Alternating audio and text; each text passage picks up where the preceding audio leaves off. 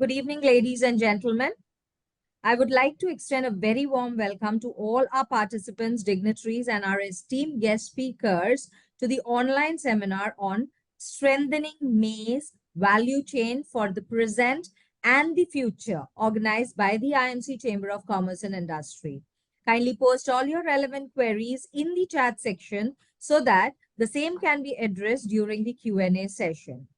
So, as we initiate the session, may I request Mr. Sameer Somaya, President, IMC Chamber of Commerce and Industry, to present the welcome address. Over to you, Mr. Somaya.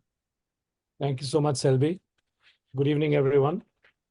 Happy and a prosperous New Year to you all from the IMC Chamber of Commerce and Industry. We are pleased to invite you for an online seminar on the Strengthening Maize Value Chain for the Present and the Future, organized by the Agriculture and Food Processing Committee of the IMC. Maize is uniquely positioned among Indian crops to cater both to a rising domestic demand and a huge international demand in Asia. Besides being a stable food crop, it is used as animal feed and also as feedstock for biofuel and finds use in a wide range of industrial food products. This makes maize an emerging cereal crop and of significant importance to India's national food security. Despite its high demand throughout the world, it is still considered to be, it is yellow gold in terms of its role as a food additive, an additive in industrial products, and a component of scientific research and economic development. Maize is one of the recent success stories of Indian agriculture.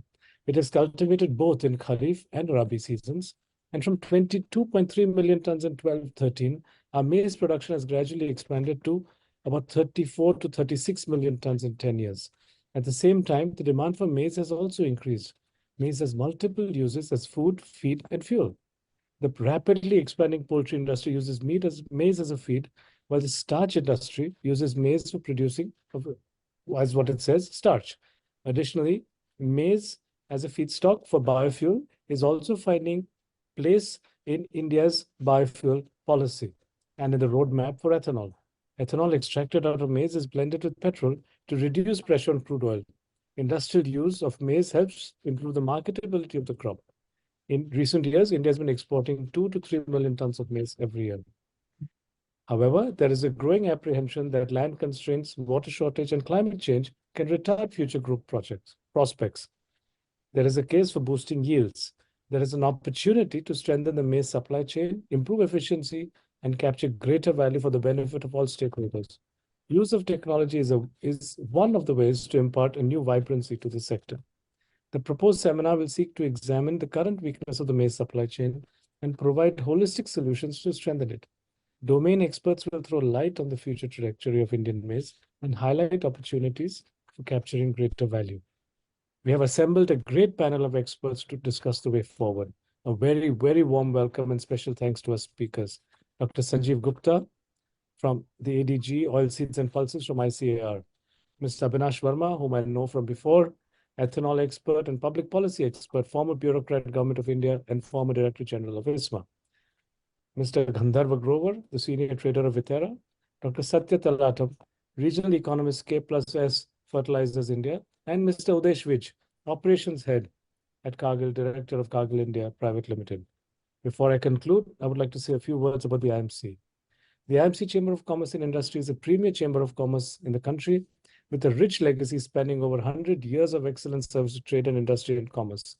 With its membership base of over 5,000 members and over 150 trade associations affiliated to it, the chamber represents and advocates the strengths of over 400,000 business and industry establishments across the country from diverse sectors of the industry. Through its various expert committees, the IMC provides policy inputs for government, both central and state, and is continually engaged in interaction with policymakers at various levels.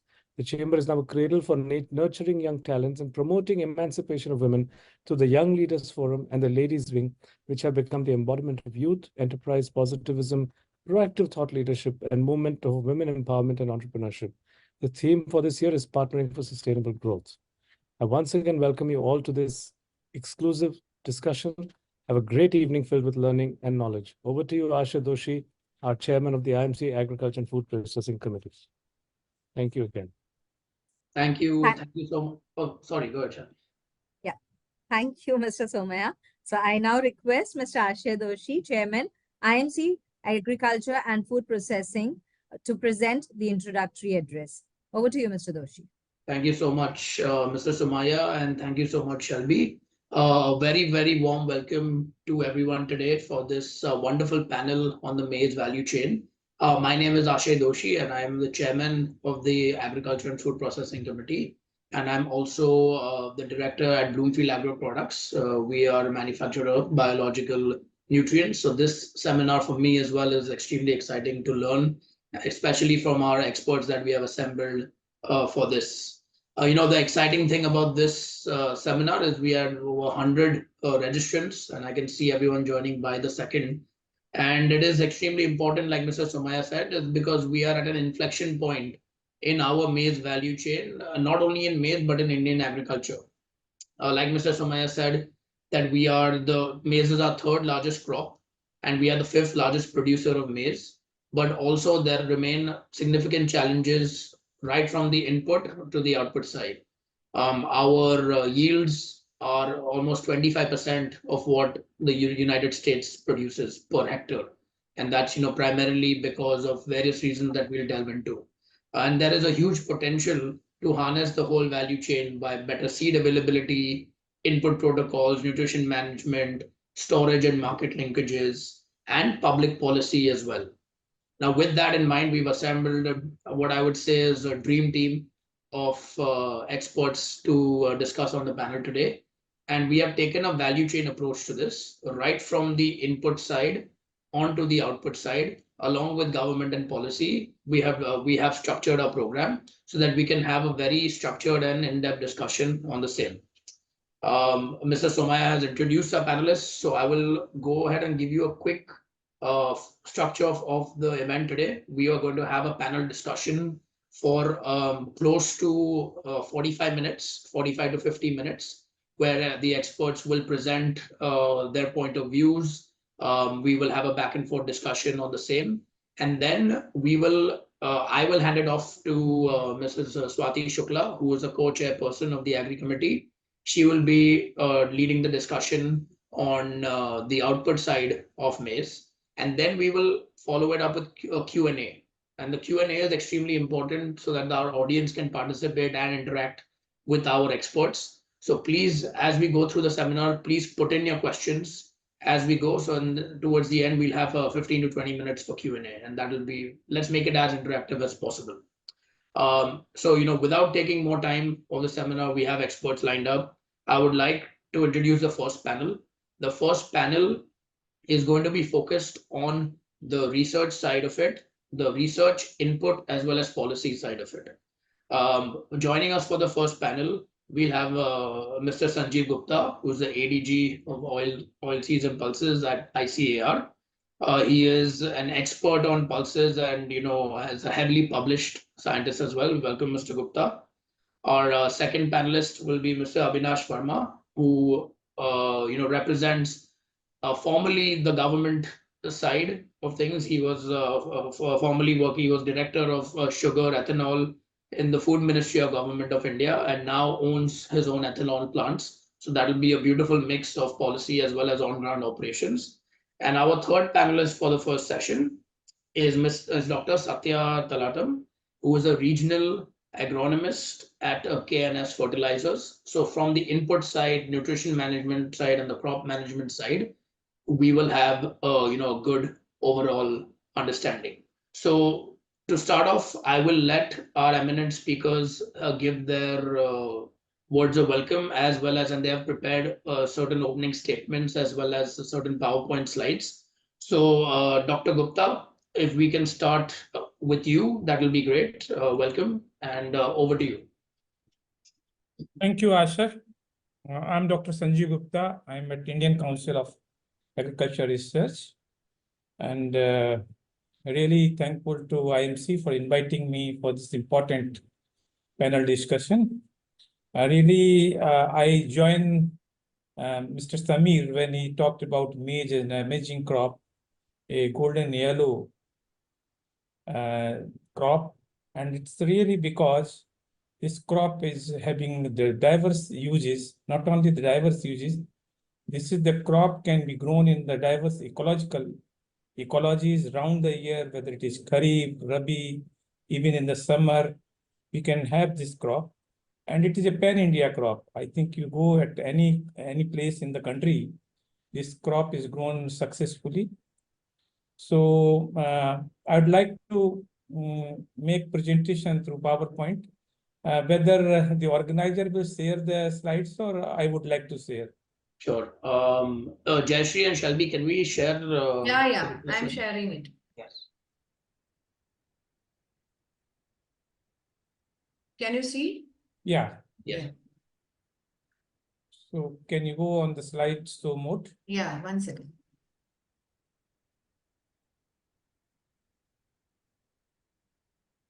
So this crop in India, it is presently it is grown on around, if you see,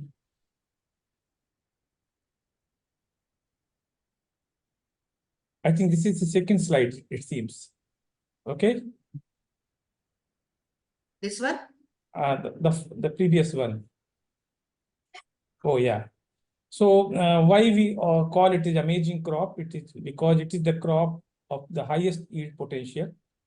And it is a pan-India crop, as I told you, that it is grown in diverse agroecological and different parts of the country. It can be grown in any season, whether it is Kharif, Rabi, or the summer.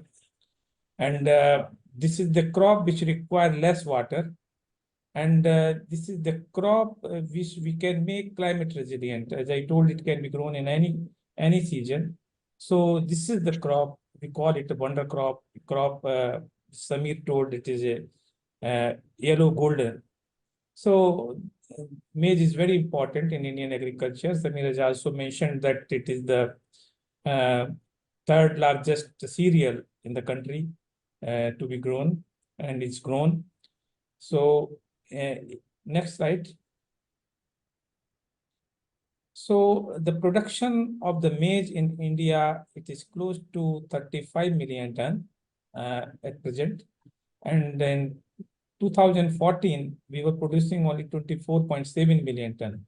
So the production of the crop is growing at the, if you take CAGR, annual growth rate, 6%, which is far than any of the crop which we are growing in this country. So the future of this crop is really more important, because with this growth, if we can have the crop and we give incentive to grow this crop, I think we can achieve whatever the target government of India has set for different purposes. Next. So we use maize for various uses, like poultry feed, 47%. If we count the livestock feed, it comes at 60%. For starch, at present, we are producing for 14% uses are there, and rest for the human food, processed food, and we are also exporting some of the corn to different parts of the country. Maize is of a different kind. We are having baby corn, we are having the sweet corn, and all those things are there in this our country we are growing. Next. Next. Next slide, please.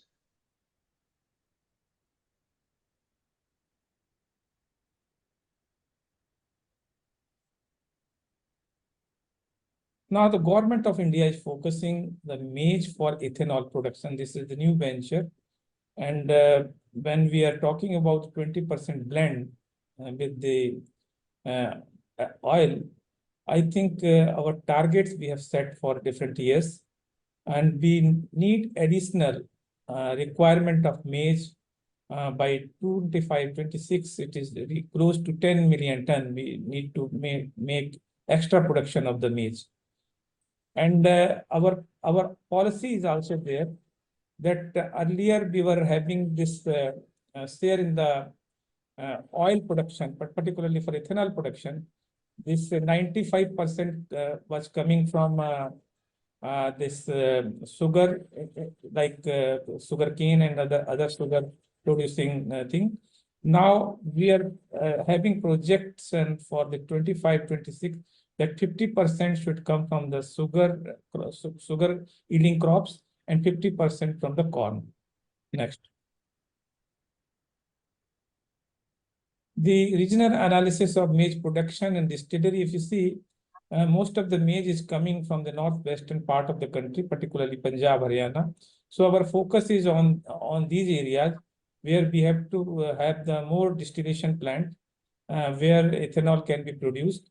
And similarly, Bihar is the region where we have a greater scope of having this ethanol production. Particularly, maize is produced in Bihar in all the season, whether it is Kharif, winter, or summer.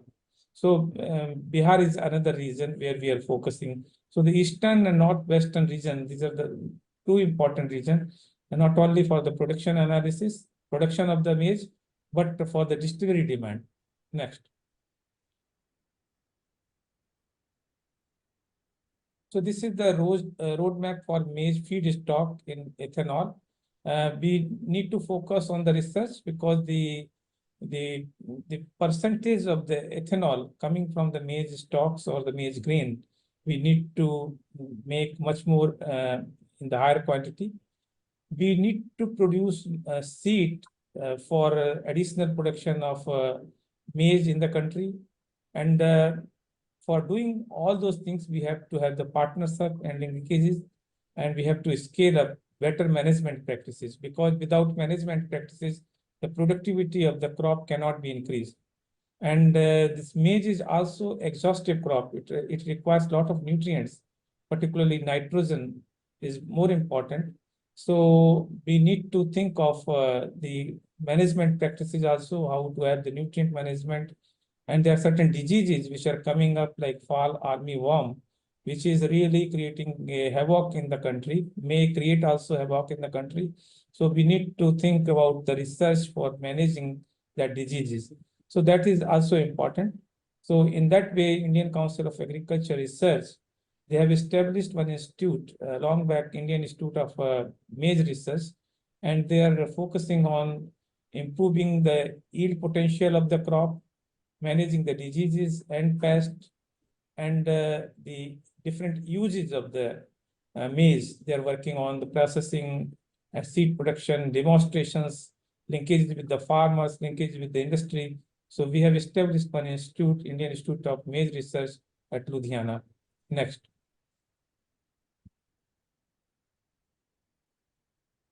So these are some of the area where we are focusing, that whether it is seed production, so we have to focus on Indo-Gangetic plains, particularly the UP, Bihar, and this Jharkhand, all those areas where we can have a good quantity of seed production program. The research, as I told you, hybrids are more yielding, so we are focusing on the hybrids. Nowadays, we are focusing on hybrids for the grain purposes, but looking into the ethanol industry, we need to produce hybrids which are good for ethanol production.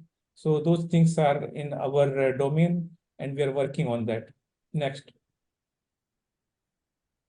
We are also working to improve the quality of the grain, because phytic acid is one which is creating hindrance in the absorption of major iron or zinc in our assimilation system. So if we produce low phytic acid hybrid, that will be good for bioavailability of major nutrients which livestock and poultry requires. So we have developed first hybrid that was having low phytic acid, PMH1. It is now becoming very popular in the farmers field and the industry also, particularly the poultry industry. And in last 7-8 years, we have also produced 5 more new hybrids, which our Indian Institute of Maize Research has released. Next. So these are some researchable issues. As I told you, climate resilience is much more important for the crop. That crop should be grown in new areas, particularly where we can have the area expansion scope. So we have to make the crop climate resilient. We have to make the high starch content varieties or hybrids to meet the demand of our ethanol blending program. 20% target. Kharif maize productivity is really poor than the other like summer and winter, but summer and winter area is very less. So we have to improve the productivity of the maize. We have to have the improved package of practices, new diseases, new pests we have to manage, and we have to provide good management practices, particularly nutrient management. And I'm really happy that our next panelist, Dr. Satya, will be talking about how the nutrient management is important, because as I told you, the crop is a nutrient exhaustive crop. So we have to take this point very clearly, because if in the new area we are producing this crop and it is exhausting much more nutrients and we are not managing the nutrient management, I think the crop will leave that area and will shift to another area. So we have to have that point very, very clear. And we have to meet the demand of the quality seeds for the increased area. So we are having the program of the seed hubs, regional seed hubs in different regions, so that we can have the catering the demand of seeds in those areas. And we are also trying to improve the productivity through new breeding tools, particularly genome editing, genome selection, speed breeding, and DS technology. So our efforts at the council are there to have the new breeding technology to improve the productivity of the crop. Maize is also used for silage, so we are also focusing on that. Aflatoxin contamination of maize grains are also noticed. So for the poultry and livestock industry, it is very important. So we are taking care of. And fall armyworm, it is a new challenge for us. So we are also working on those issues, and we are making efforts and putting more funds to have these researchable issues workable at our end. Next. And policies are very important, because farmers need assured price, and assured price, announcing the minimum support price will not be helpful unless we are having the procurement policy. So that is very important. And our demand is, because we are getting from the farmers feedback, that we are announcing the minimum support price for maize in Kharif only. But if you are growing maize in Kharif, Rabi, or spring season or summer season, so our input requirement is different. And not only input requirement, our productivity is also different. So separate minimum support prices, it is on the basis of the feedback from the farmers. If we can do it, I think that will be very much helpful. For processing, we should do something for the drying facilities at farm gate, village level distilleries, to have the produce safe and good in condition. For ethanol production, this is the rates they are mentioning, that we should get these kind of the rates on the basis of ethanol production. So these are some of the things which are policy requirement which we need. Recently, the Honorable Home Minister has convened the meeting to increase the maize production in the country, and he is putting the primary agricultural cooperatives for the maize production, particularly for the ethanol production, and that will be linked to our oil industries. And for the procurement of the grains, our Honorable Home Minister is also the Minister of Cooperatives. So he is putting two agencies, National Agricultural Cooperative Marketing Federation, NAFED, and NCCF, for the procurement. I think if these are the things are in the place, farmers will have the incentive to produce much more maize, which is required for ethanol production in the country. I think these are some of the things the government of India has taken on the board, and they are doing for increasing the maize production, procuring the maize production, and diverting for ethanol use. Next. So these are some of the things, and for this presentation, I would like to place the acknowledgements to Director of Indian Institute of Maize Research, Dr. H.S. Jat, and Dr. Sarat Pradhan, Assistant Director General of Food and Fodder Crops at ICAR. Thank you very much for your patience listening. Thank you so much, Dr. Gupta. That was a very, very intricate and a great introduction and segue into our current panel, which is the next. We'll be focusing on input management and then on the policy side. One thing that really stuck with me was two things. One is the ethanol need for ethanol production in India now, given the sugar production of sugar was lower because of a bad monsoon. So our reliance on maize for ethanol production is higher. And the second was, the abiotic and biotic stresses that the crop faces in Kharif season that reduces yield and increases the need for input management. So I think that is a very good segue to bring on Dr. Satya Talatam, who is a regional manager at KNS Fertilizers and who has extensive experience in input management and nutrient management. So Dr. Satya, welcome. Welcome to this panel. Would invite you for a brief presentation for 3 to 5 minutes and on your part on the inputs, and then we can get into discussion after Mr. Avinash speaks as well. So over to you, Dr. Satya. All right. Thank you very much, Mr. Ashay. Am I audible? Yes. All right. Thank you, and a very good afternoon to all of you. First of all, I would like to express my sincere thanks for giving this opportunity for me representing K-Places. So most of you may be knowing K-Places is a Germany-based fertilizer producing company. So we are present in India and then we are also present worldwide. So I'm basically representing our office in Dubai, the Middle East, India, and other parts of the region. So I'm very happy to talk about this nutrient management topic in maize. Dr. Gupta mentioned very clearly that maize is a very we call it as voracious feeder, Dr. Gupta. That's what we use in the nutrient management terms. So when we say the voracious feeder, it's some of our colleagues do say that it's a highly responsive crop. The moment we say highly responsive, meaning that the more the nutrients we apply, more is the yield that we could expect from this maize crop. And we have already listened from Dr. Gupta that the importance of maize is growing time to time.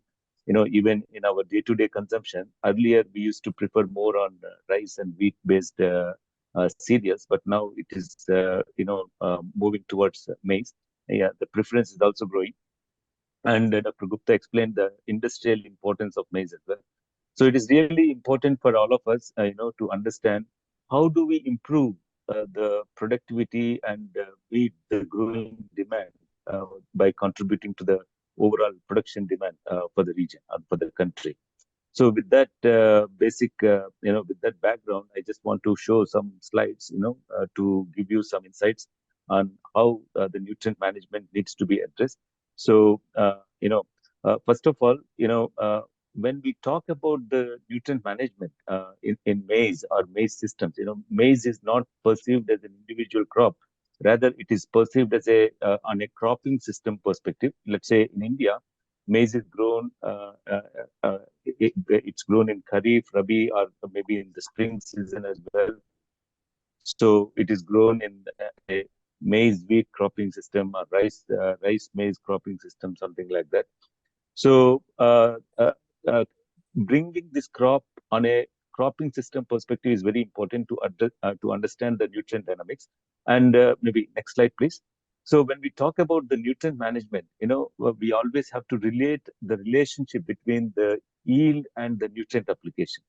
So, before working for K-Places, I used to work for an institute called IPNI. IPNI is International Plant Nutrition Institute. The headquarters of that was in US. And then in that institute, I used to work in collaboration with other international partners like Dr. Gupta mentioned.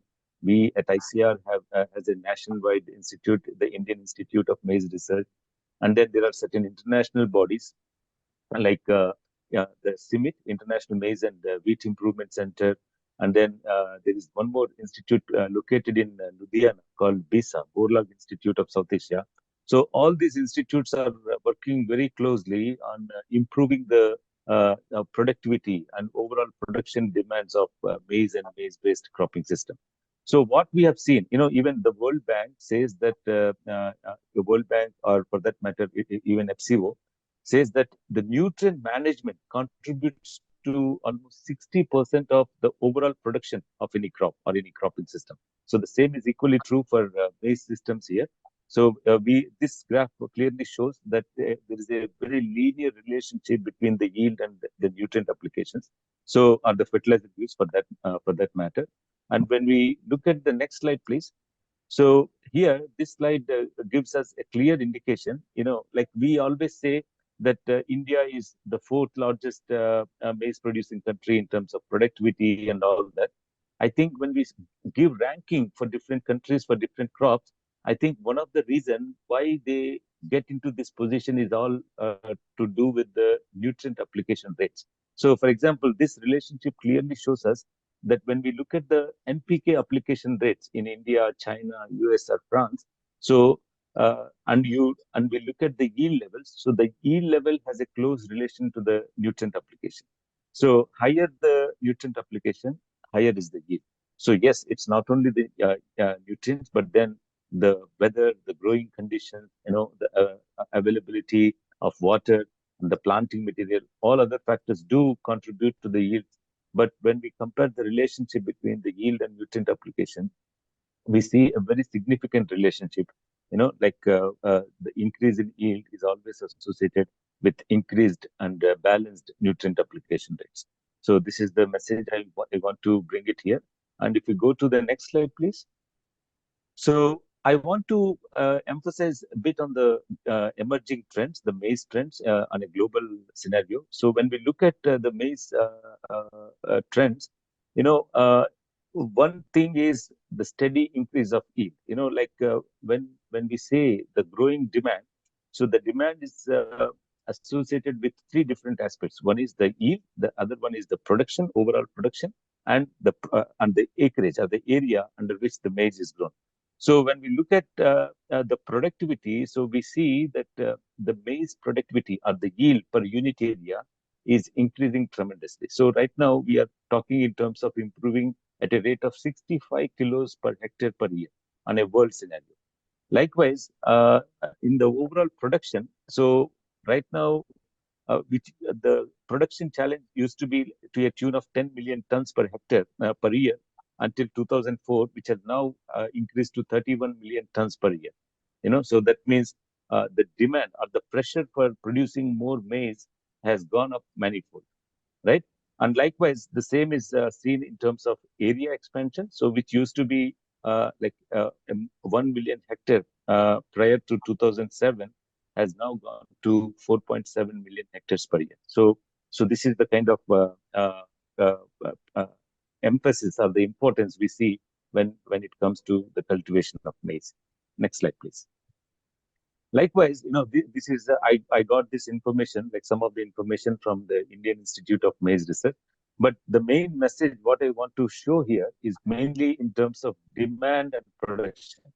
So, in terms of securing the food security and food security of the growing population, be it in India or in a global scenario, we have to continuously improve the overall production of these crops.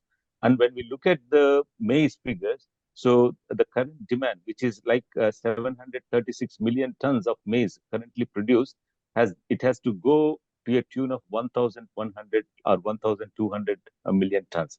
So that means a huge challenge in front of all of us. So how this can be achieved? Next slide.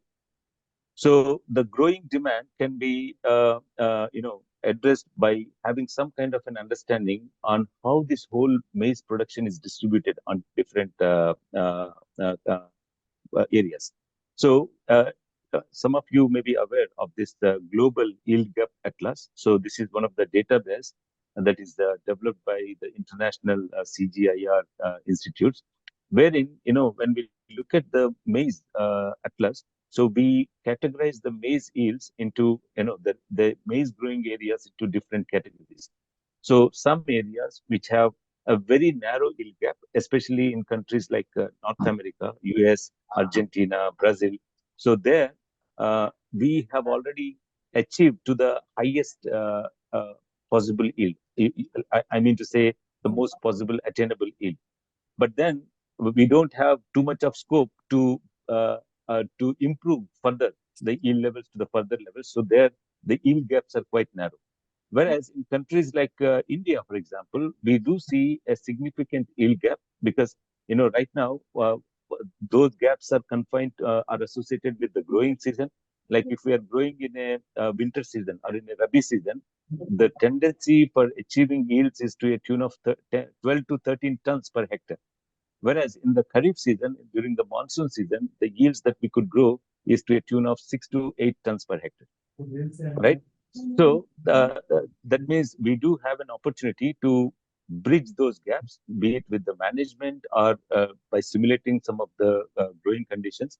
Or there are certain areas, especially countries like China, where the yield has already attained to the plateau levels, but then there is an opportunity to improve the nutrient use efficiency so that we reduce the nutrient application levels by keeping the yield levels same. So these are some of the scenarios. The other scenarios are, wherever maize is not considered as a primary crop, so we could further enhance the emphasis and bring maize as a primary crop. Or, nowadays it's the growing systems. So earlier we used to cultivate, even today we cultivate predominantly maize under the open field condition. But now we talk about the precision agriculture systems, maybe growing maize under controlled conditions, providing both nutrients and water through fertigation, and also giving some kind of a precision agriculture setup would allow us to further improve the yield levels, to a significant level. So in a nutshell, in countries like in Africa, like in sub-Saharan Africa and in India, we do see a significant existing yield gaps to a tune of 85%. Whereas in countries like US and Europe, the yield gaps are very less, 10 to 15%. So the low-hanging fruits where we want to achieve more production is lying more in India and in the African territories, for advancing the maize production. So next slide, please. So some of the again. Yeah. So this is a classical example. We did this study in China when at IPNI. So what we saw there is, when you look at the yield of maize in the FP is the farmer's practice, and EI is the ecological intensification. So the ecological intensification is done in terms of adjusting the nutrient management. So for example, if you look at the farmer's practice nutrient application rates, farmers are applying 250 kilos of nitrogen, 145 kilos of phosphorus, and 100 kilos of potassium. So which is quite higher levels. It's not needed for the yield levels of 10, 11 tons per hectare. So wherein in the ecological intensification, advocating the 4R nutrient management strategy, that is applying the right sources of nutrients in the right rate at the right time through a right method of application, we optimize the nutrient applications, like from nitrogen from 250, we brought it down to 180. And for phosphorus, we almost reduced by half. And potassium we slightly reduced to 90 kilos from 100 kilos. And here in the farmer's practice, all the nutrients are applied as basal. Basal means applied at planting. Whereas we, in the ecological intensification, we try to supply the nutrients at critical growth stages. So the 3 split applications are mainly one at planting, one at the knee height stage, we say V4 stage, or at V10, which coincides with the tassel initiation. So in these critical growth stages, if we supply the nutrients and then using a promising variety or a growing hybrid, so and maintaining an optimal plant population. So these are some of the critical factors which contributes to improving the yield of maize. So by taking these factors, we managed, and by reducing the nutrients. So here, if you look at the overall yield over 5 years from 2009 to 2013, the yield difference is not much. So in the farmer's practice, by spending more, they are getting 10.7 tons per hectare. Whereas in the ecological intensification practice, by optimizing the nutrients, by reducing the investment cost on fertilizers, we still manage to increase the yield levels. So when you look at the yield gap, like this 85% is the attainable yield, and the YW is the potential yield, the maximum yield one could achieve by managing all the conditions in the optimal levels. So when we compare that, so the ecological intensification practice was less by the attainable yield only by 1 ton, whereas the farmer's practice is less by 1.5 ton. So what I mean to say is, by adjusting all these management practices, we still see a possibility to improve the yield to the desired levels. So this is one of the intervention which we thought. Next slide, please. So again, now I mentioned this already. The institutes like CIMIT and BISA, Borlag Institute of South Asia, they are working on certain precision nutrient management practices, wherein we at IPNI we developed a decision support system called Nutrient Expert, which helps us to identify a yield goal for a given condition depending on the growing conditions. Once we know the yield goal, then we know how much nutrients to be applied, and then how do we precisely apply those nutrients using these handheld tools? Like here, in the one which you see in the middle is a green seeker. It tells us what is the nitrogen level of the crop at this particular growth stage, and how do we improve that. So based on the crop demand, we have an option to improve the nitrogen applications.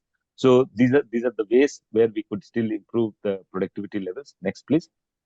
Likewise, this is another study. You would be surprised to see there has been a very amazing experiment in Ludhiana, organized by BISA, wherein they developed a mechanism for supplying both water and nutrients to maize and maize-based systems like maize wheat or rice maize systems through subsurface drip fertigation. So SSDF is subsurface drip fertigation, wherein they set up the drip lines below, like 20 below the root zone, like 15 to 20 centimeters below the root zone, and these drip lines are capable of working continuously for 10 years. This is what the scientists say there. So with this, you're precisely managing the nutrients and water for addressing. So here, when you look at the overall yield, so you are able to get like a system yield of about 15 tons per hectare. So this is how we achieve the growing production targets, with embracing all the new advanced technologies for achieving the yields. Yes. So this is what I don't want to take much time, but what I want to say when it comes to nutrient management. Next slide, please. When it comes to nutrient management, there has been some advancements. So this is a concept, we call it as QEPs, where we know what amount of nutrient that we need to apply for producing 1 ton of yield. So these are some of the scientific studies. If somebody is interested, they can explore these things. Next, please. And then we have to make a plan, we need to analyze what kind of yield levels we are in, and where do we progress, like to what yield levels we can achieve, and developing a right management strategy involving, like Mr. Asha was mentioning, that now it's about the complete nutrition package, supplying all the nutrients, be it through chemical fertilizers or through organic fertilizers, or giving the needed essential micronutrients. So everything is important for achieving the desired yield. So I think that's all from my side. Maybe these are some of the strategies. These slides could be made available to all of you, but it's not only soil application. It's all about supplying nutrients through foliar at different growth stages, so that we meet the overall requirement of the crop to achieve the desired yield goal. So thank you very much for this opportunity, and I'm available for any questions you may have. Thank you so much, Dr. Satya. This was a very intricate explanation into nutrition management. And again, that brings us into a very interesting next conversation with Mr. Abhinash Verma. So, Mr. Verma, over to you. My main question, I know we've gone through the science angle of it. We've gone into the research and the nutrition management. Now, how do we marry it with policy and commerce? But given that you have both that experience. So over to you, sir. Yeah, thanks a lot. Thank you for having me here. As mentioned in my introduction, I worked in the government and I worked in the policy advocacy with ISMA, Indian Sugar Mills Association, where the focus was more on sugarcane and sugarcane-based ethanol. And now as a family, we've set up one plant in Bihar, which is producing ethanol from basically maize, and earlier we were using rice. And we're setting up a second one in Jharkhand, in Bokaro. So let me start from the policy point of view, because nobody's covered policy and very extensively. I should thank Dr. Sanjeev Gupta and Dr. Satya. I have learned a lot today, and I think a lot of our concerns, I believe, would get addressed by whatever you are doing in ICR and from the seed point of view. So let me just tell you about the world scenario. About 65% of the world ethanol is produced from maize. That's basically from US. and about 35% of the world ethanol comes from sugar cane. So it's more of corn-based ethanol across the world because US happens to be the largest producer of ethanol. Yesterday, I had a guest from Brazil, a very dear friend, and they were talking about Brazil also getting into maize, corn-based ethanol, maize-based ethanol, and almost about 7 billion liters. They produce almost about 32 billion liters of ethanol from sugarcane, and now they are slowly increasing the production of ethanol from maize also. And about 7 billion liters of ethanol is also getting produced from maize in Brazil. In India, we are currently producing about, I don't think more than about 1.5 to 2 billion liters from grain, including rice and maize.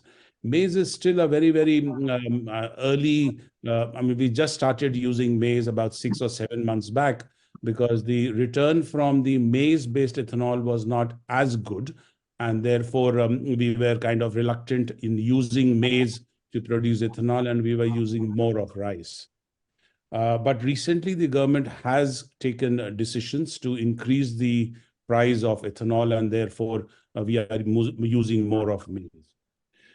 This friend of mine from Brazil also mentioned to me that yesterday he was checking the AQI of Delhi, and he found that the AQI of Delhi is around 500. And he then told me that the AQI in the state of Sao Paulo in Brazil was just about 18. And the number of cars used in Sao Paulo state is about 30 to 40% more than the cars used in Delhi. That's basically because in India, in Delhi, currently, I believe about 10 to 12% is the ethanol mixed with petrol, whereas in the state of Sao Paulo, it's about 66% of ethanol versus about 34% of petrol. So if we keep on increasing the blend percentage and increase the ethanol in our fuel, then I believe that we can contribute largely to controlling the pollution in whatever state we are using that fuel. Now, let me also add why the government wanted to move towards grain.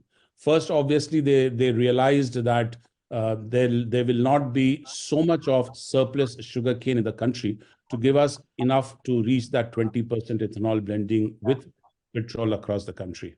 The projections given by Niti Aayog is almost about 15 billion liters of alcohol/ethanol for other uses also by 2025 for that 20% ethanol blending with petrol. So almost about 15 billion or 1,500 crore liters of alcohol/ethanol would be required in the next 3 years or so if we want to reach that 20% ethanol blending. First and foremost, sugarcane, as we all know, is largely grown in the states of Uttar Pradesh, Maharashtra, and Karnataka. And therefore, if we would have relied only on the ethanol from sugarcane, almost about 70-75% of the ethanol would have been produced only from these 3 states. And therefore, moving the ethanol across the country would have been a real challenge. Too much of transportation cost would have been incurred if we were relying only on sugarcane. And therefore, the government said that let's look at grain and largely look at maize and the surplus rice or the broken rice that is available in the market. If you really look at the Indian crop pattern, you will see that the states which do not grow so much of sugarcane do grow either rice or they grow maize.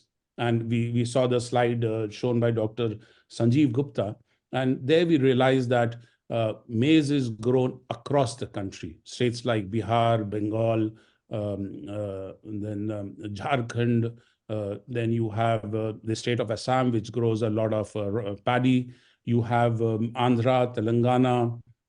These states do grow a lot of paddy as well as the maize. And therefore, the whole concept of kind of encouraging maize-based ethanol or rice-based ethanol was also that we needed to broad base our ethanol production program across the country. And that is what is happening now. You are seeing a lot of ethanol plants mushrooming in the other states other than the three large UP, Maharashtra, and Karnataka states, which were mainly sugarcane based. Second advantage, which has been mentioned by my other speakers, is that maize, as compared to rice or sugarcane, uses much, much less water. And it's not a water intensive crop. And in the long run, we will all be actually looking at crops or trying to find ways to reduce water consumption as much as possible in agriculture.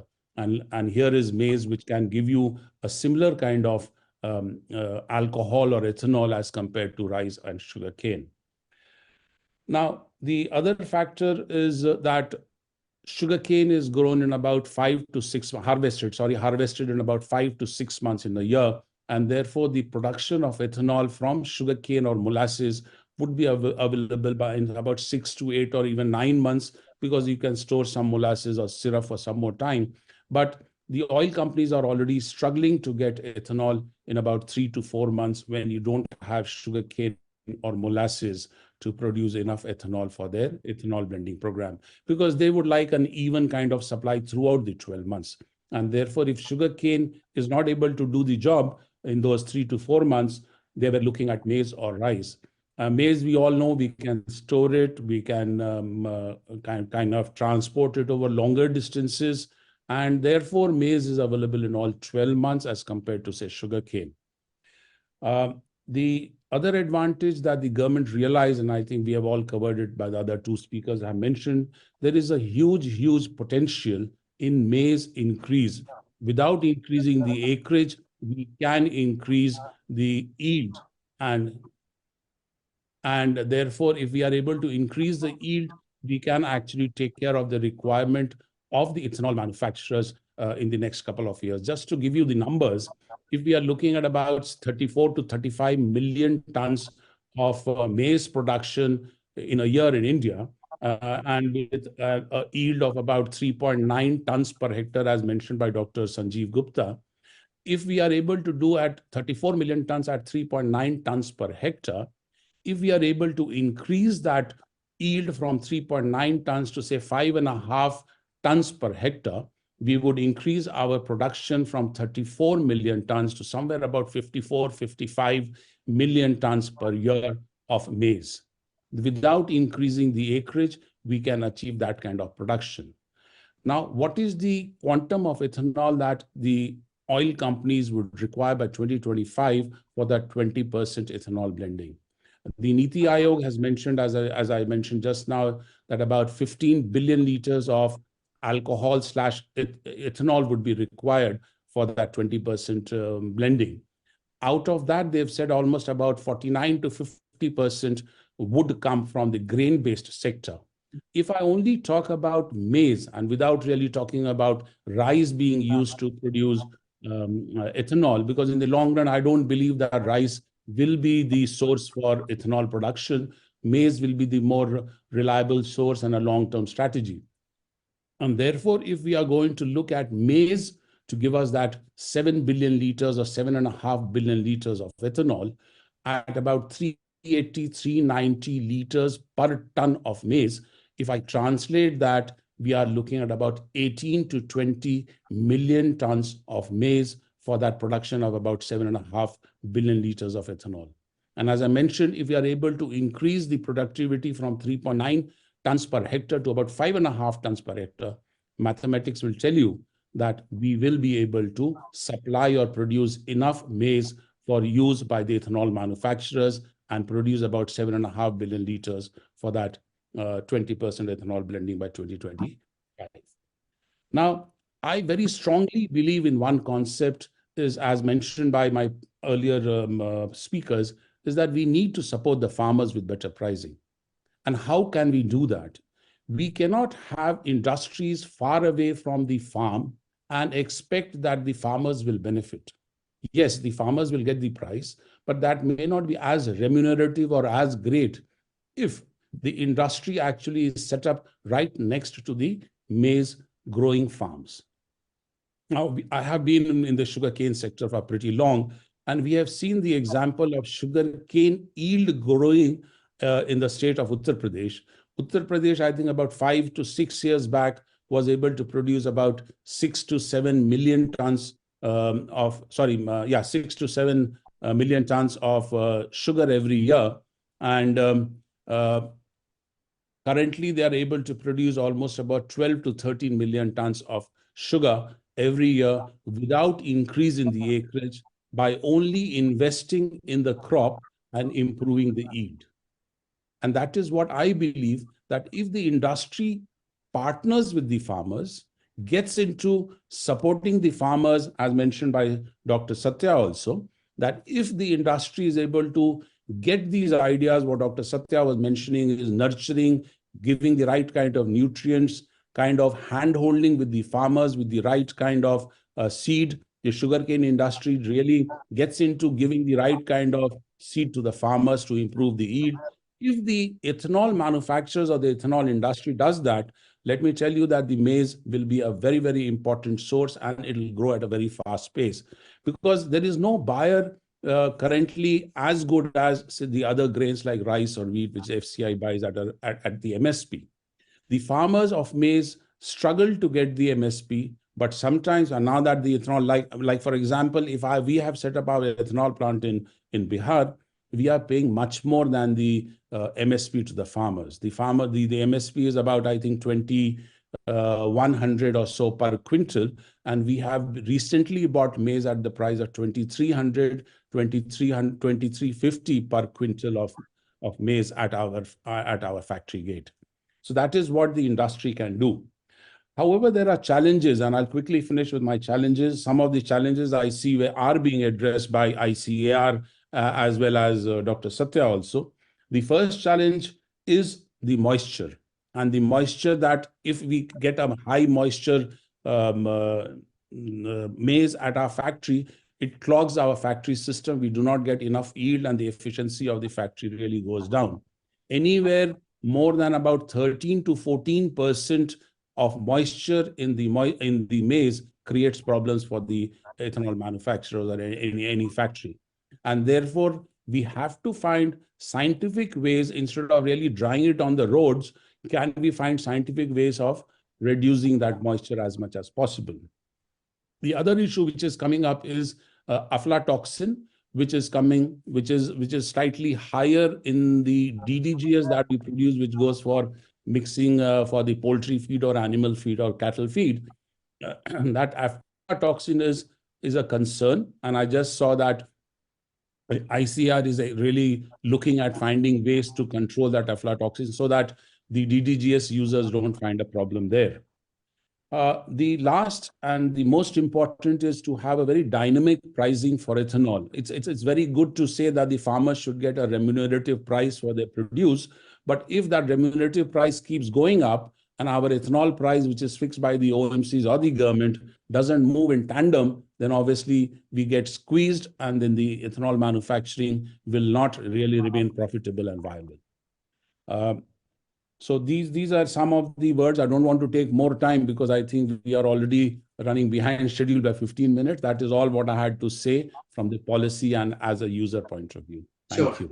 Thank you so much, Mr. Verma. I think, giving that policy angle as well as the commerce angle is extremely important here. And one thing that stuck with me was the need for industry to merge with the ground level and, have that value chain connectivity, because otherwise, if the farmers don't have a guaranteed buyback, you can recommend as many nutritional management practices or increase in nutrition. When the cost factor increases, we have to look at ROI. So thank you for that point. Now we'll transition over to Mrs. Swati Shukla, who's a co-chair of the IMC Agri Committee and also the head of Agri for Godavari Biorefineries. So Swati, over to you to discuss the forward phase of maize in terms of trading as well as the other side process. Thank you so much, Asha. It's been a very, very interesting conversation so far. Enjoyed every bit of it. And I think we are coming into the next segment, which is equally interesting because so far we've discussed the inputs, of course, policies, the challenges of an ethanol producer. And I think the next segment, we have Gandharv Grover, who's a senior trader from Viterra, which is one of the large multinationals involved in agri products.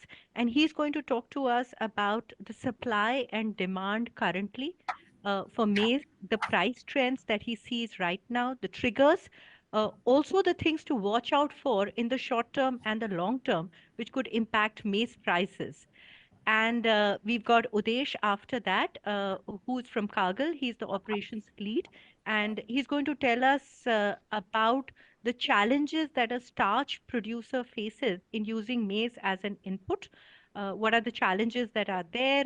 How is he seeing the growth of the starch industry using maize as an input? So, without taking much time, I know we are running behind schedule.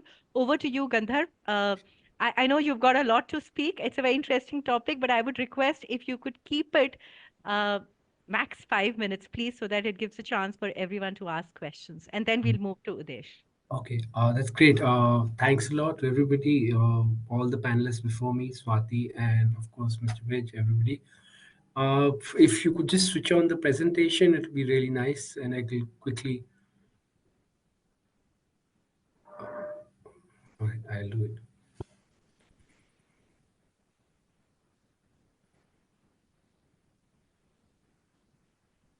So I'll just start with a quick introduction. I think so. What we've been saying in the first page is what everybody's been saying. Like maize is the only crop which comes in every month in India in every state except for February, right? Except for February, you get it everywhere, and it's a very good proxy of monsoon in India. Like palm oil is a proxy of monsoon production of monsoon 9 months ago. Maize is very quickly within 2 months. You realize what's going to happen. And I think so. This has been also said by the people who are saying it's pretty responsive crop. It's also very responsible to moisture as well, requires a lot of less water. So I'll just give you a quick idea now before we delve into the S&D, how generally we look at maize or millets or anything is as a cross grade. We first of all have divided for the last 7 or 8 years maize trading into 36 months periods of 3 periods, of which first period was from the 2017 to 2020, where we were more focused on what's happening in starch. If there is no profit in starch, you shut down, and if it a lot of profit, maximum it will go is just at export parities for corn. That did not happen much, but that was the trigger points. Then we moved from 2020 to 22, which was essentially the COVID years, where we had excess production, but a majority of our outtake was in poultry and other stuff. And those were the export years that we had. So essentially, you made lows when you could export to anybody and everyone, and your highs were that you just export into Bangladesh. So that is the kind of, and now I think so. Everybody's been stressing on it, and we also call it the ethanol era. That now you'll be trading. Your low price will be relative, let's say 80% to wheat prices, and you'll go up to the levels where you can start shutting down ethanol plants. I don't want that to happen, but that's how we look at our S&D, that how much it is going into ethanol. Because ethanol, before sugar came in, ethanol from sugar via either cane juice or bee, it was pretty heavily coming from there, but now it's switched. And our S&D as of now doesn't have that much of maize that we can give more than 1 or 1.1 billion liters of ethanol can only come from corn as of this S&D. So what we expect is a lot of it is going to come from broken rice. Okay, how it will work out and when it will work out is mostly going to be around policy. Once the procurement is over, we'll realize in rice also that there's a lot of broken rice available and we can do that. That's what we assume. So another point, how I trade around things is we look at the weather and the VHI, which is at the end, which is the vegetative health index, which gives you a good idea, and the relative price. The relative price, we generally divide the price of maize with wheat every year, and we take out the average for that point of time. If you look at the red line this year, it'll give you a good idea what has happened to prices of maize and why they just jumped up in the middle of at the end of this year around November, December. That is when your ethanol mandate prices slightly increased to 64 rupees. And the other thing was wheat prices came off. So these prices, that the ratio that you see is maize to wheat.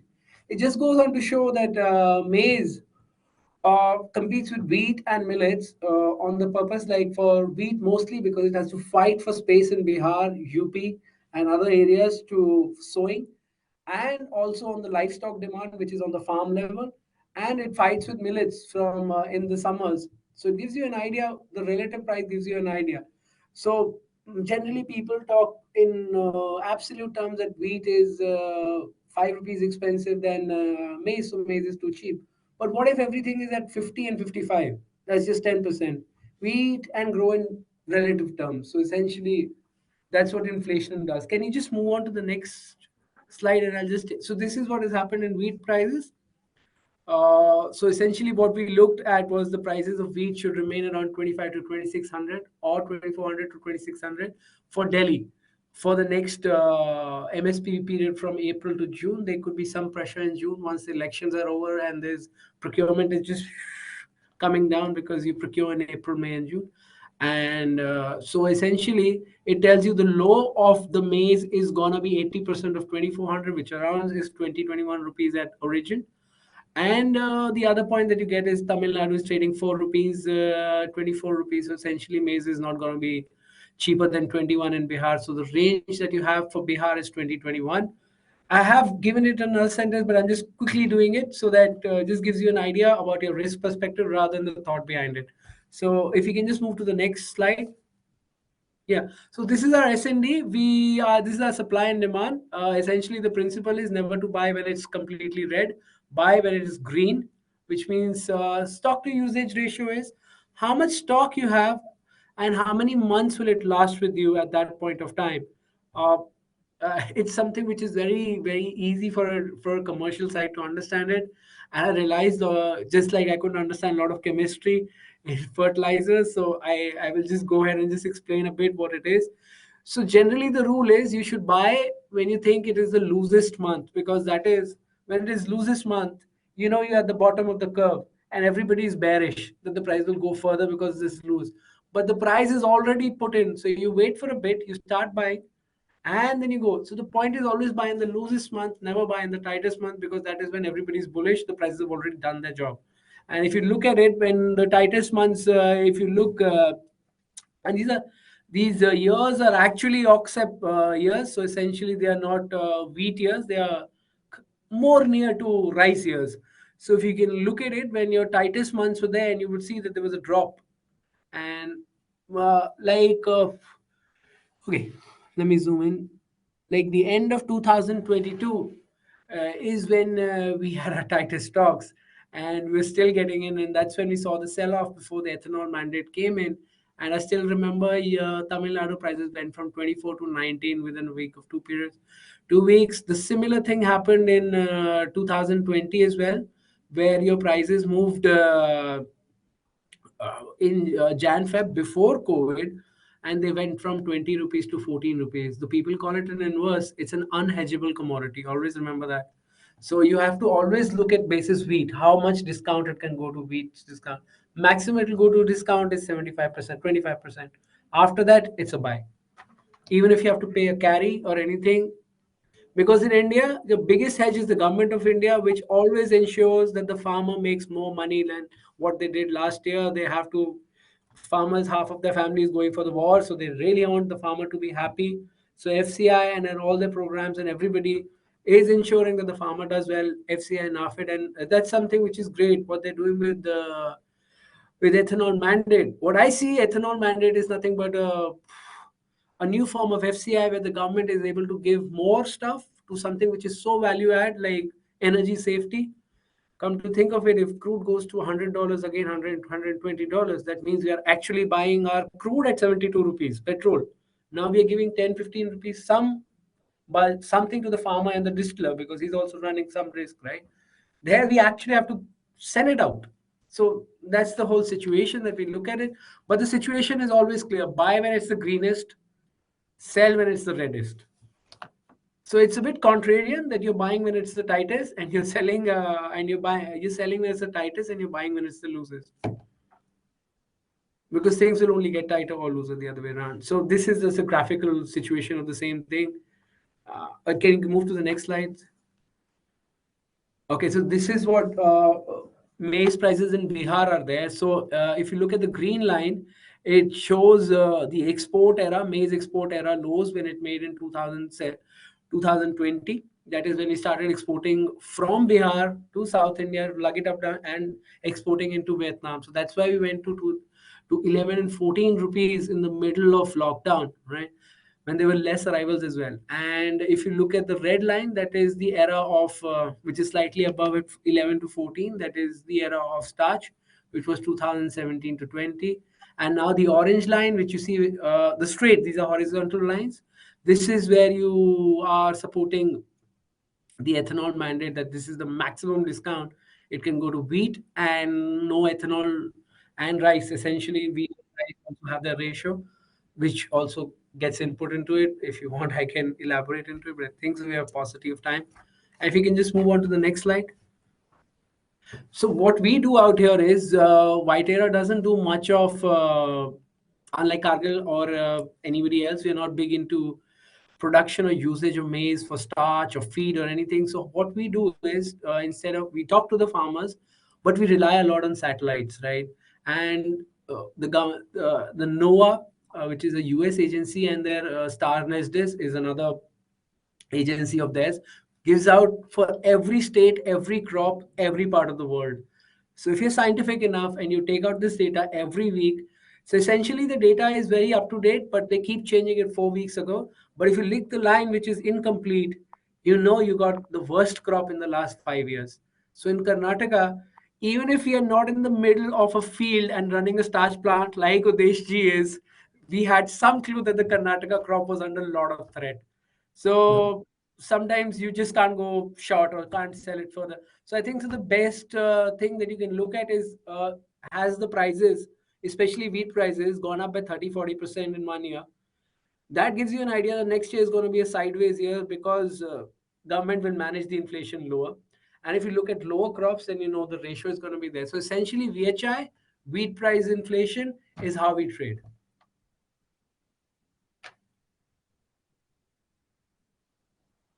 That's about it. Thank you so much, Gandharv. This was it was a lot of data, and I know this is a tough topic. So to put it so succinctly, thank you so much for it. Contrarian views, I think that's really food for thought for the industry. And I'm sure there'll be questions around it, but we'll take the questions right at the end. We'll move on to Udesh from Cargill. Cargill is one of the large producers of starch. Udesh heads the operations for Cargill. And over to you, Udesh. Hi, good evening to all my co-panelists and all the participants. I think thanks, Swati, and thanks for inviting for this panel. And it has been a lot of learning from the input side of it, because I have been on the other side of it. So I think it was nice for me also to understand all the things, because all the things which I had in my questions, I think most of those have been discussed, and maybe I will touch few of them. I will talk about the starch and sweetener industry. I have been into this line for whole of my career, basically. So I started my career with a plant in Haryana, sometimes back in 87, 88, with at that time it was called Bharat Starch Industries. And I have been into this line and with Cargill now for almost around 10 years, when we started one plant in Karnataka. And Cargill has a lot of exposure in US, like people talking about a lot of ethanol being produced. Cargill also produces a lot of ethanol in US. But I had starch and sweeteners operations in India. Like we have a plant in. So I think, can you ask Jayashri to put the slides on? I'll not take much time. I'll just try to complete it quickly. I will not talk much about all this kind of how it is being produced. So I will just like to tell that starch and sweetener industries was almost second biggest corn consumers after the poultry, at around 14%. So we were the second number in consumptions of corn. And if we look for I can divide this into two era, one before 2000 and one after 2000. So what my experience in industry has been and the starch plants in India has been pretty old, few of them going back up to 1940s and 1950s also. Few of them have been so old. But I think the growth has not been so great from 1940 to 2000. But what I have seen from 2000 to 2020 and even now, the things have grown up very fast. And if we were at around 15, 16, around 2.8 to 3, we have already touched 4.5 million. And maybe if we go to the next slide, so we can see how especially it is growing up. So if we see 2005 and before, we were close to around 1.5 million kind of corn consumption. per annum, which has already reached around 4.5. And I have a slide where I inform, like, can we move to the next slide where I tell like how many starch plants are. So if we see, like, there are around 28 to 30 plants all across, and with the top 5-6 listed above. So if you look at the last columns, like, we have a design capacity of around 5.3 million, out of which we are using around 4.2, and maybe in next 2 to 3 years we are expecting this to increase by another 1 to 1.2 million increases going to be there. And so I think we will still remain at around 14.5% of usage for the overall. But with this new ethanol thing coming up, so I think they will overtake us very quickly, not in a short span, but in a quick span. So this is like how the major players are being placed at. Like, there are few plants like Gujarat Ambuja who use around 4,000 tons of corn per day, and they are expanding. Maybe in next 3 years they will be going to around 5,000 tons. Similarly, like if you look at Kargil, so we are at around 1,400 tons per day, and we are trying to be at around 2,500 tons in next 2 to 3 years. So, but if I look at the overall scenario, it is expected that maybe overall consumption of corn, especially for starch and sweetener industries, is also growing up a CAGR of, like, say, around 6 to 7%. But if we look for last 10 years, I think the numbers have grown up, especially with the change in food habits, change in the overall growth of the Indian, like, growing very fast, and food habits are also growing fast. So things are changing, and more food products are also coming up, more and more chocolate eaters, candy eaters, and all these things are growing up. So similarly, this growth is there, and we hope that this is going to sustain. Can we move to the next slide, please? So these are like few of the products what we make and what are the average growths around. So like most of corn is being used for making starch and glucose, which is almost around 70 to 75% of the product being used. And then remaining 25% we are using for making modified starches, maltodextrin, sorbitol, which are few of the other products. And if we see, like, overall CR growth for around 7 to 8% is there. So we need to see, like, if we go to next slide, I think we have put few challenges there.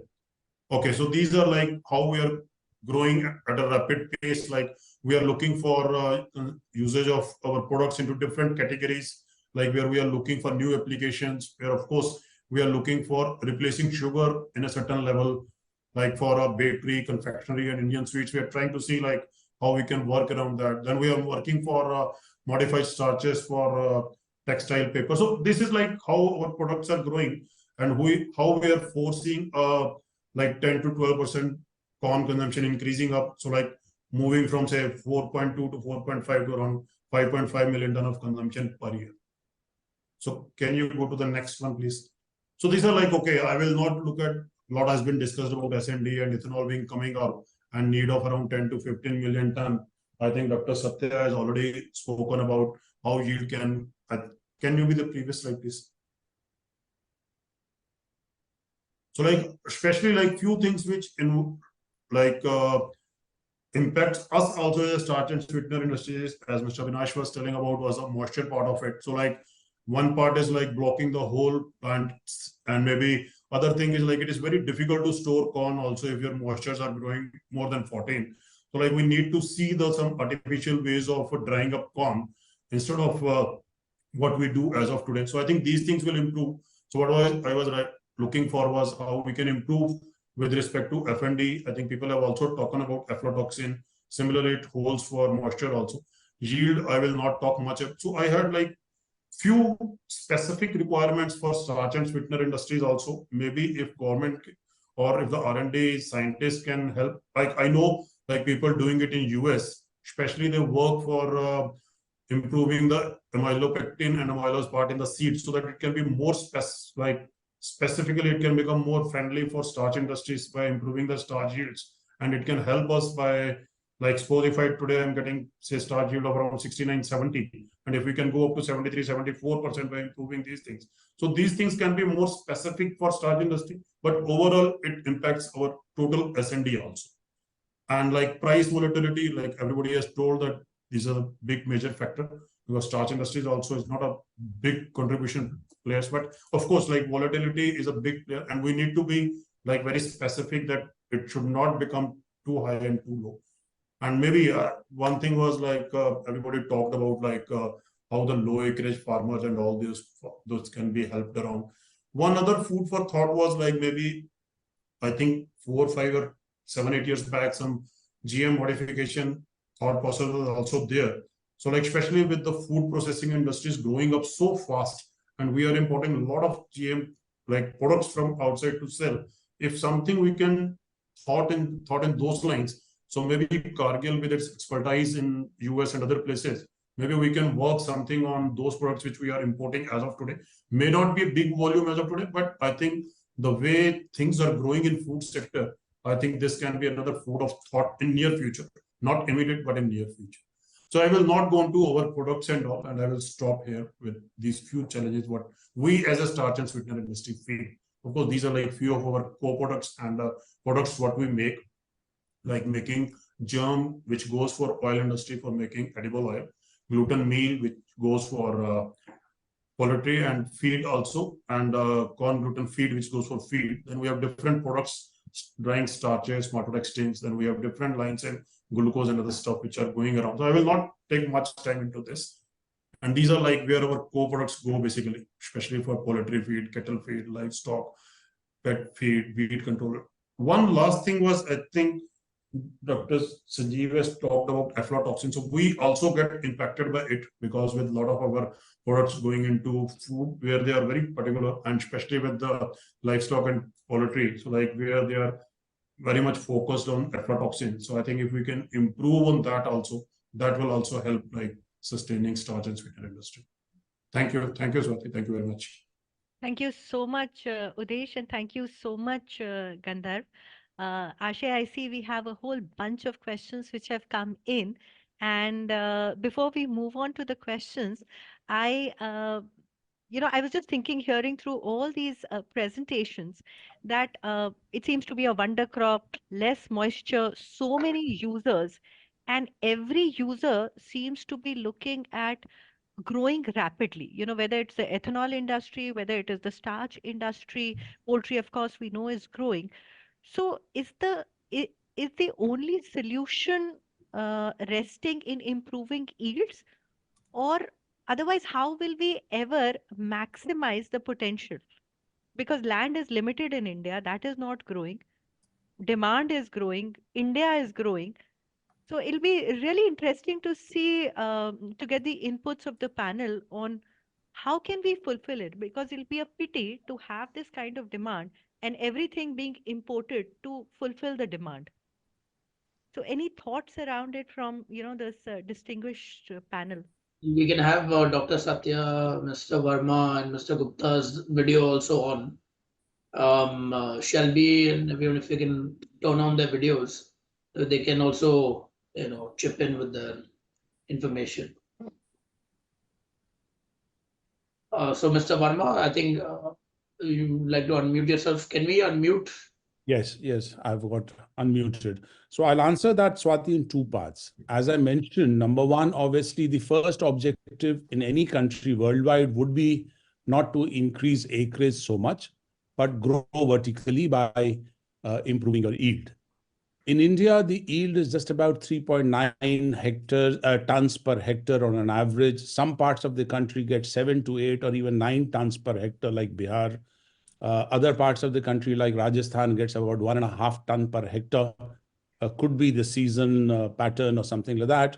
And today, hearing Dr. Satya and Dr. Sanjeev Gupta, I'm feeling very encouraged that there will be varieties very soon across the country, the hybrid varieties, which can give us that kind of yield.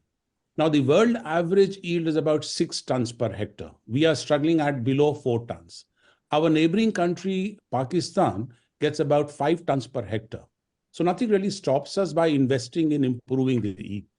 If we compare ourselves with US gets a yield of about 11.5 tons per hectare, but that's basically because of the GM corn there. That's number one. Number two, about the acreage. Yes, the acreage can be increased by replacing some of the paddy growing land into maize. I remember about a few years back, I had a discussion with the Punjab government, because the Punjab government was looking at incentivizing corn growing, maize growing in Punjab in replacement to paddy because they were facing, number one, water shortage, and number two, the burning of the leftovers, the stubbles there. So they were kind of giving, if I correctly remember, 1 lakh rupees or something if you convert a hectare or a couple of hectares. My figures may be wrong, but they were incentivizing replacement of paddy growing areas by the maize. So you can have a two-pronged strategy, but the main strategy has to be increase in the yield because we are really, really way behind the world average. Swati, I think your point is very clear that how India can be moving in the maize production in the country because the area is limited. So as Avinash said, raising productivity is the only answer because we are working on developing hybrids with higher yield potential. At the same time, area can also be increased, as Avinash is saying, that the crop diversification. And Government of India has started a massive program how we can replace some of the rice, as told by Avinash, by some of the crop like maize. So this is very important, and we used to say if you are exporting one sip of the rice or some other crops, you are sending 10 sips of the water also. So water productivity need to be taken care of, and the Government of India is aware about, and the programs are there on the raising productivity and crop diversification. So these are the two answers that maize production can be increased. And the important thing is now the needs are there for poultry feed, we need different kind of things. And for ethanol, we need high starch, or for the industry, we need high starch. So we are also working on developing varieties which are giving more starch per se. So that can be another answer to your question, Swati Madam. And any positive news for the industry, Dr. Gupta, then? Are these varieties going to come out soon and be available commercially and in large quantity so that the industry can benefit from Yes. better products and higher We are production? tracking on two fronts because for higher starch, the varieties are yet to come. I think within 2-3 years, those things will come. But our focus is now, as government is saying, for ethanol. So we are also working for that how we can have more ethanol per se, per hectare we can produce from the maize. So those are the things. I think within 2-3 years, we will be with new hybrids, new varieties for these purposes. That's really good news for the industry. Thank you so much, Dr. Gupta, for your inputs. And so, Swati, I think we can, read out the questions that are coming. Just a quick question to the panelists. Are we okay with another 5-7 minutes that some questions are coming in so that we can answer? We are at 5:30, so I want to be respectful of your time. Is that okay? Yep. Okay, great. So I think one question from Mr. Manish from Rallis India was that are there any specific government subsidies or schemes for manufacture for putting up an ethanol plant? So I think Mr. Verma, you can answer that question, and what is the incentive? There are many, many incentives, both by the Government of India as well as by the state governments. The main incentive given by the Government of India is 50% of the interest on the term loan given by the banks will be borne by the Government of India. That's the Department of Food and Public Distribution for 5 years. So if you are getting your interest at about 10%, half of that gets subsidized by the Government of India. So you are actually getting your loan at about 5% only. In addition to that, several state governments, right from, say, Bihar, then you have Assam, you have Madhya Pradesh, you have Rajasthan, some other states, I don't remember, a few other states would also be there, are also incentivizing in two forms. Some of the state governments are giving the balance interest as subvention, like the Bihar government. That means my plant in Bihar is interest-free for 5 years, because half is given by the central government and half by the Government of India, Government of Bihar. Some of the state governments don't give in the form of the interest subvention, they give in the form of capital subsidy, like the state government of Jharkhand gives you capital subsidy of almost 30% of your investment in capital. Then you have other state governments like Madhya Pradesh and Rajasthan, which give you, they don't give you interest subvention so much and capital subsidy so much. There will be very minor amount there, but they give you a production linked incentive of 1 rupee 50 paisa per liter of ethanol produced and sold to the oil companies. So that is the other incentive. Then almost all the state governments reimburse the SGST paid on ethanol, because there is a GST of 5% on ethanol. There is a GST of 5% on the DDGS for the animal feed, but there is literally zero GST on the inputs like maize or rice or rice husk. There is no GST. So you are actually getting GST, which you are actually giving to the state government, but that gets reimbursed to you. So 2.5% of the GST that you collect gets reimbursed. Okay, great.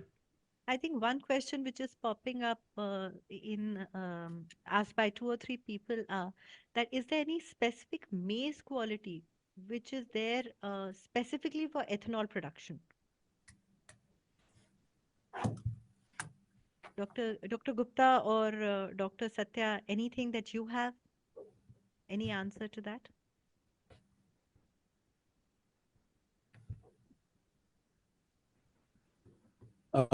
Let me answer that, because I've been using maize now for last 1 year. So there is no specific variety. What is important for us, and I'm sure for the starch manufacturers also, is the starch content in the maize. Higher the starch content, higher is the yield that we get from the maize. Because just about, if I tell you, give you an example, the maize that we get in our area in Bihar, in the eastern part, northeastern part of Bihar, is supposed to be one of the best maize in the country. The maize, the starch content there is about 62% odd. So 62% of maize gets translated into about 380 to 390 liters per ton of maize. So what we are looking at is higher starch content. If that starch content, and I'm sure Dr. Sanjeev Gupta would be listening and would be doing something for us there, is can we have seed varieties which can give us higher starch content? Rice, if we compare that with rice, rice gives us about 71% of starch versus about 62% here. But the other maize in other parts of the country don't give you 62%, they give you 60% or 59 or 61%. Thank you so much, Avinash, for that. And I think so. One more question before we can look for close. One important point, I guess, which is the center of all discussion, is around climate change, and changing monsoon patterns, changing monsoon schedules in many cases, and what is that impacting? This will impact science, commerce, as well as policy. So, what are your thoughts on the climate change? I think Dr. Satya would like to unmute himself. Jayashree, if we can unmute him, please. Or Shelby. I think, yeah, there we go. So let's, yeah, on the climate topic. Again, you're muted, Mr. Dr. Satya. I think you're Okay. fine. Yes, I think it's very interesting to see the questions coming on the climate change aspect, which is very much relevant in the current situation. So, there are two aspects of it. For example, if we are growing maize under open field conditions, where it's like the regular 18 cultivation, there, I think one of the measures to address this is through conservation agriculture practices. I think we did an extensive research on this aspect, wherein we don't cultivate the soil. When I say cultivation, means we don't plow the soil. We let the soil as zero till, so that the residues of the maize or the subsequent crops would stay on the soil and build the organic matter content of the soil. So that is one. So when we say conservation agriculture, there are three principles. One is zero till or no till. Then we talk about the residue as mulch, keeping residues on the mulch as a surface cover. And then crop rotation. So crop rotation, when you say, when we want to improve the productivity of maize, so we cannot grow continuously the same crop season after season or year after year. So the monocropping would have deleterious effects. So rather we rotate maize with a leguminous crop, maybe a pulse, like chickpea or short duration pigeon pea, something like that, so that it would improve the fertility. And then, we have enough studies, enough research has happened to see how the changing climate, be it in terms of temperature rise or dry spells. So all these aspects are well addressed through conservation agriculture practices. So I think that is one aspect, one way of addressing or sustaining the maize yields, in spite of all these growing challenges. I think that is one of the way forward. Thank you, Dr. Satya. I know just one question related to it. I would like to pose it to Gandharv because I know traders follow all these climate changes like a hawk because it has such an impact on prices. So, in the short term, Gandharv, anything from a trading or a price management perspective that you would like to highlight, which could really impact the prices of maize? See, what we look at is maybe climate change is a too macro event. Okay, so we look into, like I said, 36-month windows. So what we are looking at is this is going to be very similar weather to what we saw in 2014 and 2015, two back-to-back El Nino years. And generally, this is we look at El Nino as a 12-year window. If you look at what happened 12 years ago, generally happens same thing in 2022, same thing happened in 2010 when we banned exports. So we are expecting that you could see two El Ninos together. And if that happens, you will see a crop failure, which will happen in the summer crop of India, and you will see a crop failure in Kharif, and you will have a very big mandate of ethanol, and you will have a bit of excess rice, but you need to run the poultry farms as well, and you need to run the starch as well. So there could be a possibility that we could again start importing a lot of maize from LDCs like Myanmar or African countries, and this is what we're looking at will happen. Saying that, Indian government wants the prices of grains should start averaging between 25 to 30 if you look at it. And then pure grains, if you look at, they've made wheat very average around 27, 28 in Delhi. So they made that very useful price. And now that they can play around it and the inflation will just show 1% or 2% or 3% per month. That's So basically, Gandhar, what I've understood you're saying is there is a potential of another El Nino if it follows the 12-year cycle. And if that happens, it'll happen in Kharif. And that could make the prices really go up because it'll mean a very small production. And then we could see imports from, like you said, least developing countries like Myanmar, etc. So that's something for, users to be watchful of because that could significantly impact, I guess, the economics of all the producers, whether it's ethanol or starches or poultry. Yeah. Thank you, Gandhar. It's a little scary, but thank you for calling it out. It is very scary for us. Yeah, yeah. I think, Ashay, I think I'm sure there'll be a lot of questions, but we are running out of time. So I would like to really wrap up this session and I'll call upon Ms. Sheetal Kalru. She's the Deputy Director of IMC to give a vote of thanks. And I would personally like to thank all the panelists. I think I've genuinely enjoyed this conversation and learned such a lot. Over to you, Sheetal. Thanks, Swati. It is indeed an honor to present a vote of thanks after this hugely informative and knowledgeable session. I mean, we all know that your maize is known as a queen of cereals because it has the highest genetic yield potential among all cereals. And in India, maize is the third most important crop after rice and wheat. This session provided us with valuable insights and exposure into trade dynamics, policies, reforms from the growing maize-based industry and its value chain in order to keep us with the future demands and remain competitive in the global market with such dynamic solutions that we spoke about today to implement modern technology-based practices throughout the entire maize supply chain to increase yield and output. I certainly have learned a lot today from the role that maize plays, from insights on ethanol production, climate change, and its overall impact on production. So it has been a great learning experience. Thank you. On behalf of IMC, I wish to extend our sincere thanks to all our esteemed panelists who have devoted their time and expertise for this event. A big thank you to Dr. Sanjay Gupta, ADG Oilseed and Pulses ICAR, Dr. Satya Talatram, Regional Agronomist, K+S Fertilizers India Private Limited, Mr. Abhinash Verma, Ethanol Expert and Public Policy Expert, former Bureaucrat Government of India and former DG of ISME, Mr. Gandharva Grover, Senior Trader Vitera, and Mr. Udesh Vij, Operations Head at CFFT, Director Cargill India Private Limited. Thank you so much. I would also like to thank Mr. Ashay Doshi, Chairman, and Ms. Swati Shukla, Co-Chairperson of our IMC's Agriculture and Food Processing Committee, for conceptualizing and structuring such an interesting session, and Team IMC headed by Jayashree for putting this session together. I thoroughly enjoyed myself, and I would like to thank all the participants for attending this session. Your presence is a source and encouragement to IMC. So thank you and have a good evening.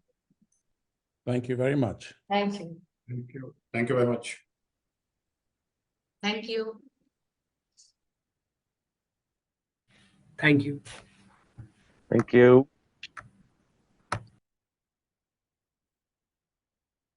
Thank you all.